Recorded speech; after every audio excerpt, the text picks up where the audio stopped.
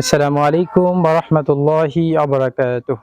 বিসমিল্লাহ, আলহামদুলিল্লাহ, ওয়াসসালাতু ওয়াসসালামু আলা রাসূলিল্লাহ ওয়া আলা আলিহি ওয়া সাহবিহি আজমাইন, আম্মা বাদ। আজকে একটি হাদিস সম্পর্কে আলোচনা করব। হাদিসটি রয়েছে সহিহ মুসলিম, হাদিস নাম্বার ৬০৭৬, হাদিস একাডেমি কর্তৃক প্রকাশিত হাদিস নাম্বার।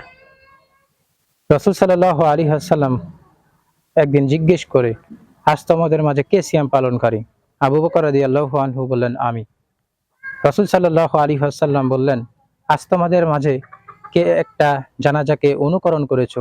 আবু বকর রাদিয়াল্লাহু আনহু বললেন, আমি। রাসূল সাল্লাল্লাহু আলাইহি ওয়াসাল্লাম বললেন, আজ তোমাদের মাঝে কে একজন মিসকিনকে খাবার দিয়েছো?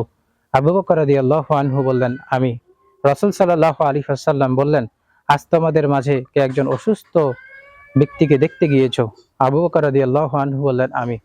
তখন রাসূল সাল্লাল্লাহু আলাইহি ওয়াসাল্লাম বললেন, যে ব্যক্তির মাঝে কাজগুলো একত্রিত হবে সে জান্নাতে প্রবেশ করবে। সুবহানাল্লাহ।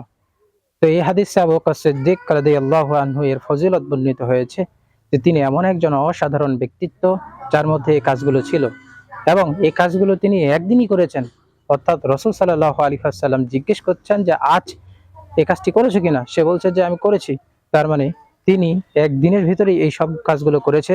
যে কাজগুলো কোনো ব্যক্তির ভিতরে যদি থাকে তাহলে ওই ব্যক্তি জান্নাতি ব্যক্তি। সুবহানাল্লাহ।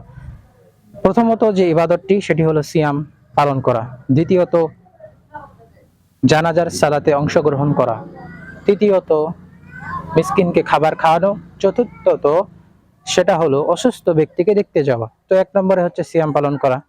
সিয়াম হচ্ছে একটি গুরুত্বপূর্ণ ইবাদত। সহিহ বুখারী ৮ নম্বর হাদিস। রাসূল সাল্লাল্লাহু আলাইহি ওয়াসাল্লাম বলেন, বুনিয়াল ইসলামু আলা খামসিন, ইসলাম ৫টি স্তম্ভের উপরে প্রতিষ্ঠিত।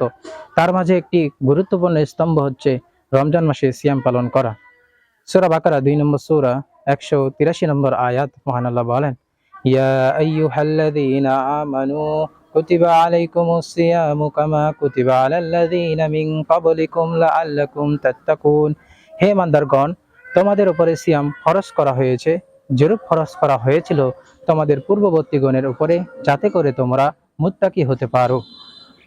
এছাড়াও এই সিয়াম পালনের অনেক ফজিলত রয়েছে। যেমন একটি ফজিলত হচ্ছে এই সিয়াম পালনকারীগণ জান্নাতে এমন একটি দরজা দিয়ে প্রবেশ করতে পারবে, সেই দরজা দিয়ে যারা সিয়াম পালন করে না তারা প্রবেশ করতে পারবে না।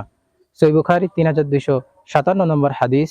আল্লাহ রাসূল সাল্লাল্লাহু আলাইহি ওয়াসাল্লাম বলেন, ক্বালা ফিল জান্নাতি সামানিয়াতু আবওয়াবিন ফিহা বাবুন ইউসাম্মা রায়্যানা লা ইয়াদখুলুহু ইল্লা সাইমুন। জান্নাতের ৮টি দরজা, তার মধ্যে একটি দরজার নাম রায়্যান। সিয়াম পালনকারীগণ ব্যতীত অন্য কেউ এই দরজা দিয়ে প্রবেশ করতে পারবে না। মুসনাদ আহমদ হাদিস নাম্বার ৬৬২৬। আল্লাহ রাসূল সাল্লাল্লাহু আলাইহি ওয়াসাল্লাম বলেন, সিয়াম ও কোরআন বান্দার জন্য সুপারিশ করবে। সিয়াম বলবে, হে আল্লাহ, আমি তাকে পানাহার ও যৌনাচর হতে বিরত রেখেছি, সুতরাং তার ব্যাপারে আমার সুপারিশ গ্রহণ করুন। তাহলে এই সিয়াম আমাদের জন্য কিয়ামতের দিন সুপারিশ করবে। তাহলে এক নম্বর যে ইবাদত সেটা হচ্ছে সিয়াম পালন করা। ২ নম্বর হচ্ছে জানাজায় অংশগ্রহণ করা। সহিহ বুখারী ১১৬৮ নম্বর হাদিস। রাসূল সাল্লাল্লাহু আলাইহি ওয়াসাল্লাম বলেন, এক মুসলিমের প্রতি অপর মুসলিমের হক হলো ৫টি, তার মাঝে একটি হলো জানাজায় অংশগ্রহণ করা। সহিহ বুখারী হাদিস নম্বর ৪৭। আল্লাহ রাসূল সাল্লাল্লাহু আলাইহি ওয়াসাল্লাম বলেন, যে ব্যক্তি কোনো মুসলিমের জানাজায় ঈমানের সাথে এবং সওয়াবের আশায় অংশগ্রহণ করে, এমনকি তার জানাজার সালাত আদায় করে কবরে দাফন করা পর্যন্ত থাকে, এরূপ ব্যক্তি ২ কিরাত সওয়াব নিয়ে ঘুরে ফিরবে। প্রতিটি কিরাত হলো উহুদ পাহাড়ের সমান। সুবহানাল্লাহ। তাহলে জানাজার সালাতে অংশগ্রহণ করা একটি গুরুত্বপূর্ণ ইবাদত। ৩ নম্বর যে আমল সেটা হলো মিসকিনকে খাবার খাওয়ানো। সহিহ বুখারী হাদিস নাম্বার ১২। একজন সাহাবী আল্লাহ রাসূল সাল্লাল্লাহু আলাইহি ওয়াসাল্লামকে জিজ্ঞেস করলো যে ইসলামে কোন কাজটি উত্তম? হে আল্লাহর রাসূল, তিনি বললেন, তুমি খাদ্য খাওয়াবে।